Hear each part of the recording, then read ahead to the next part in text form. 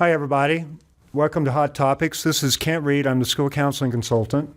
And I am Myron Melton. I'm a consultant for the Special Education and Title Services team. And today we're going to talk about the Blue Ribbon Task Force on Bullying and the recommendations that the board approved. In April of last spring, Dr. Watson commissioned the Blue Ribbon Task Force to take a look at bullying research and come up with recommendations to the board. Dr. Rick Ginsberg, the Dean of the School of Education at KU, and James Regier, Superintendent in USD 206, were the chairs. This is the most definitive study ever undertaken relative to bullying prevention in the state of Kansas.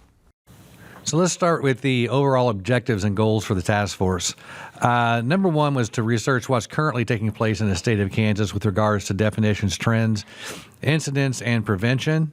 Secondly, we wanted to coordinate with stakeholders from across the state, and we'll talk throughout the presentation today about stakeholders who were involved on the task force as well as stakeholders who are carrying this work forward. Third was to review work in the area of social emotional learning and state board goals. Much is being done related to social emotional learning and state board goals that support this anti-bullying work, and we wanted to make sure that we coordinated our efforts with that. Next, to review current statutes, regulations, and policy, determine if there's any need for change. And lastly, our last goal was to present recommendations to the Kansas State Board of Education relative to bullying, cyberbullying prevention, and training measures. So a little bit about the process. We started off doing a variety of town hall meetings across the state. We wanted to make sure that we were hitting every region, getting good representative information from groups across the state. You can see we were in Clearwater, Garden City, Salina, Girard, Wichita, Lawrence, and Topeka. In addition, you'll notice on November 19th, we held a webinar with KNEA. They're recognizing that these task force meetings were held during the day, and it wasn't always convenient for teachers to be there to provide input, and we had very good involvement for that meeting. In terms of the working process, this task force was composed of 35 members, plus 4 support staff from KSDE. It's a very comprehensive group. It represented a wide range of people who had interest in this area. Within that group, we broke into 6 working committees, one on data and research, one on evidence-based practices and current practices, cultural awareness, policy and regulation accountability, barriers and solutions, and then we composed a writing committee from all of those groups to put together the final task force recommendation document. We have a lot of data that shows the need for this task force and need for this work. We wanted to pull just a few data points for you to look at. One comes from the Kansas Communities That Care Survey. This is 2018 data. But students are asked, have you seen someone being bullied during this current school year? And we looked at those respondents. 6th graders said yes. 55.7% of the 6th graders said yes. I've been witnessing that during the school year. 8th graders were 63.3, 10th graders 60.4, 12th graders 59.7. And it should be noted this data is well aligned with data nationally, that this peaks a lot at that middle level, and then we notice it start to decline as students age. The second question, have you been bullied this year? And when we had responses to that from all 4 age ranges, 27.3% of the students said yes, they had. And of that group, 17.9% said it occurred through cyberbullying. Okay, one of the discussion points for the task force was the definition that's in the current statute. It states that any intentional act that is sufficiently severe, persistent, or pervasive enough could be defined as bullying. The conversation and the discussion on the task force was that the definition should also include the idea that it usually is repetitive, and also mention the idea of an imbalance of power. So there was considerable discussion, as I mentioned, and the recommendation the task force had to the board was that they should review that definition and act appropriately. So the current statutory requirements, and this is important because there are currently 2 bills in the legislature as we record this webinar.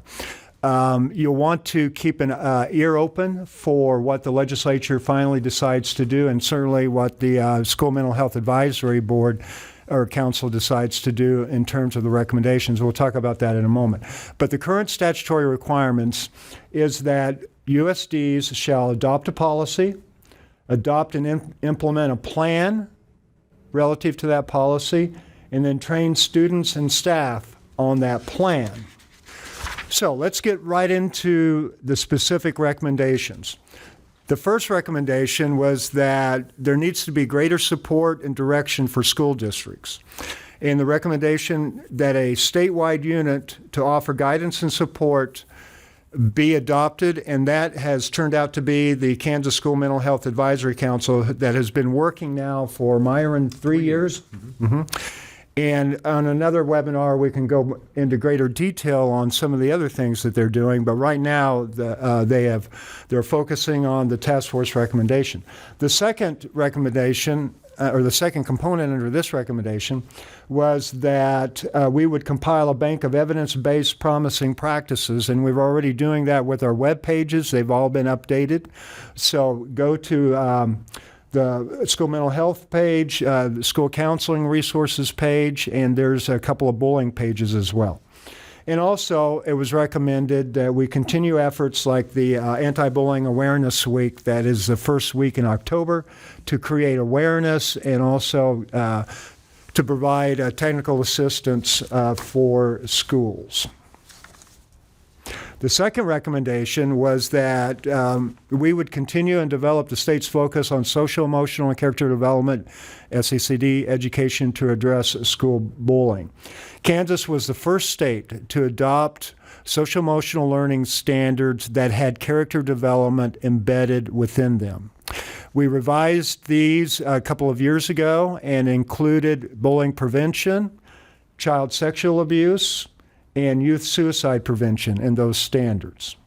Here's a graphic that gives you an idea of what the SECD standards look like. There are 3 standards: character development, social skills development, and personal skills development. And you'll notice under the character development, we mention core principles.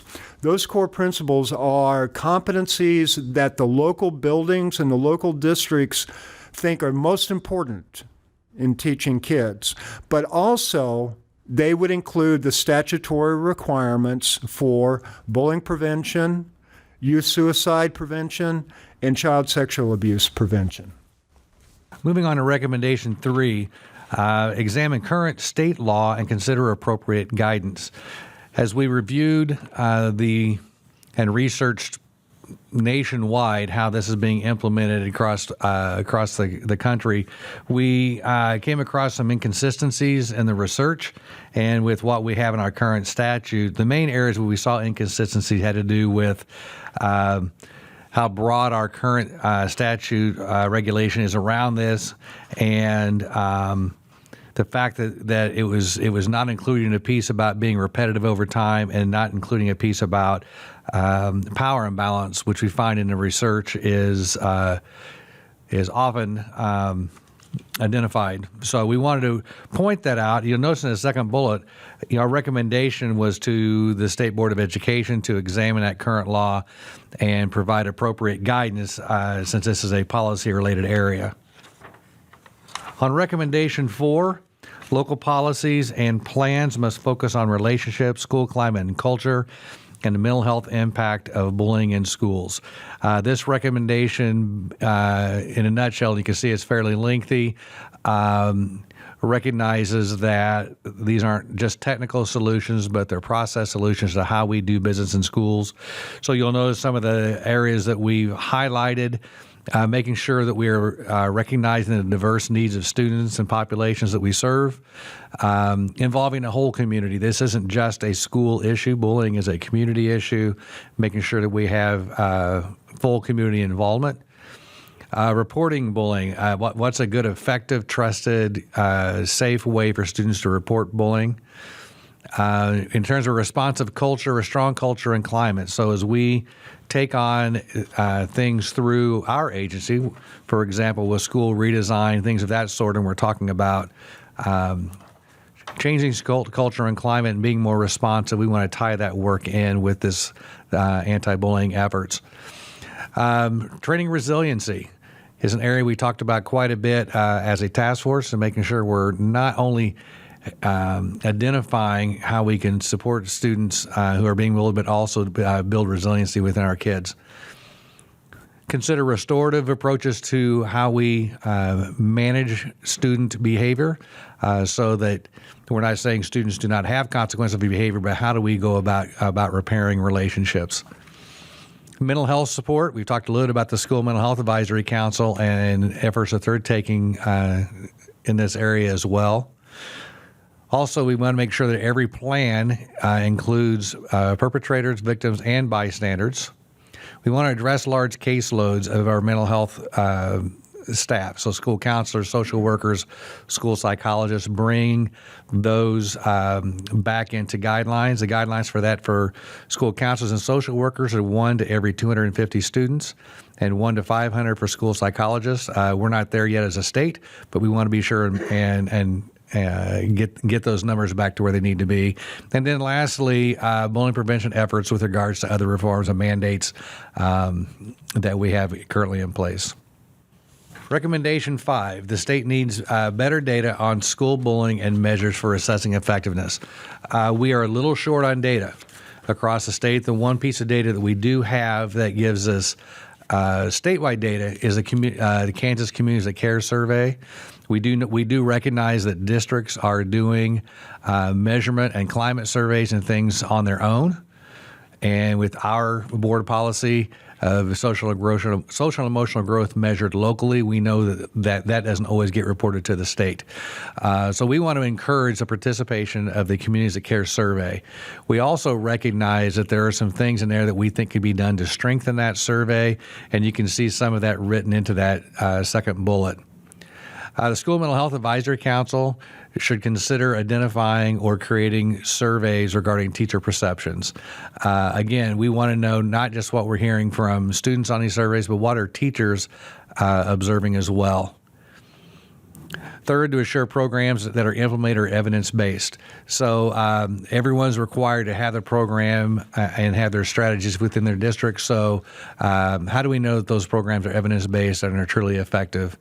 And lastly, measures that districts can use to assess the effectiveness of those bullying plans.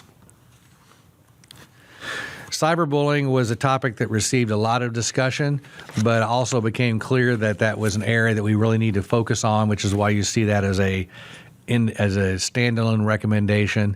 And quite honestly, we're just getting started and really digging into that. Our recommendations are that districts should provide information regarding a cyberbullying definition, what cyberbullying is and how you can recognize that, share information about cyberbullying plans. We really want to encourage the continued focus on awareness activities that we are currently doing across the state, but to build on that. Train educators and families about problems associated with cyberbullying.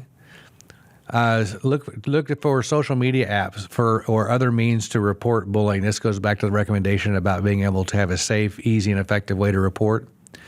Involve students. As we said before, this is a community issue, not just a school issue. We need to involve everybody, but students are going to be critical, particularly since they're heavy users of technology and would have a lot more information to share with us around cyberbullying. And lastly, we encourage local boards to monitor changes in federal law on cyberbullying. Our last recommendation number 7, has to do with training, professional development, and teacher preparation. We know that across the state that many schools are doing professional development, teacher training in this area. bullying prevention. And you can see some of the recommendations through there about how we believe that can be done well. A couple of points that we want to emphasize. We want to make sure, again, that this is school-wide, that it's universal, that we're including parents and families in this, in helping to fight bullying. Also, to provide in-service training for teachers regarding bullying, coupled with preparation for staff, families, and community. An interesting part that we discuss is on the next to the last bullet about pre-service preparation.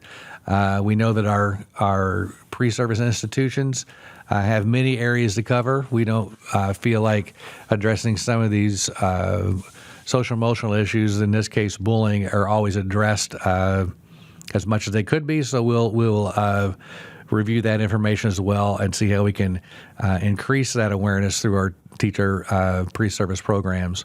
And lastly, we've said this several times, we really want to make sure we're including families in this and helping them understand how they can also address this at home.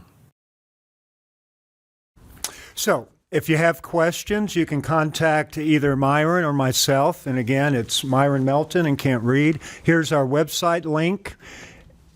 And we surely want you to be aware of these 7 recommendations in summary, as well as the 2 pieces of legislation that are currently across the street in the legislature. Now, they're still in committee, so they haven't been passed out of committee to the full House or the full Senate.